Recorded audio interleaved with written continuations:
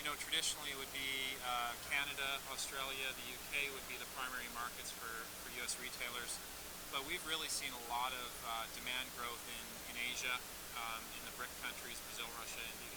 Russia less so with their exchange rate right now, but Brazil, Russia, India, China have had huge explosive growth. And what we've noticed now is when we're talking to retailers before, if you're covering the core countries, I think everyone was pretty satisfied that they were getting access to the demand that was out there. But now it's a much broader conversation. You have to be talking about 40, 50, 80 countries to really get access to the demand that's out there. So that's really been the big shift. Is it's much more diffracted.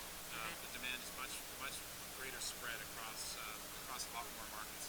Right. And talking about the BRIC countries, something I heard recently was interesting was that BRIC. You mentioned Russia, obviously all the turmoil and things there, but as far as India, I was hearing that even though India is like a hot opportunity, there's a lot of infrastructure issues to overcome.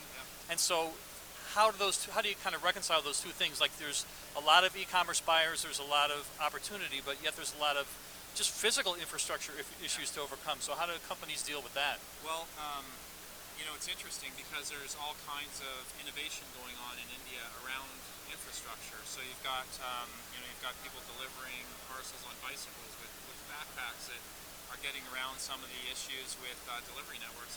And what I've seen, I was just in India actually, and visited a bunch of companies out there, and there's new companies popping up that are specializing in getting packages to consumers across the country, and are doing phenomenally well. Like it reminds me a lot of U.S. e-commerce in the early 2000s, where it's just that explosive growth. Companies growing 200, 300, 400%, and that's just India. There's other markets that look a lot like India as well, so it's exploding everywhere.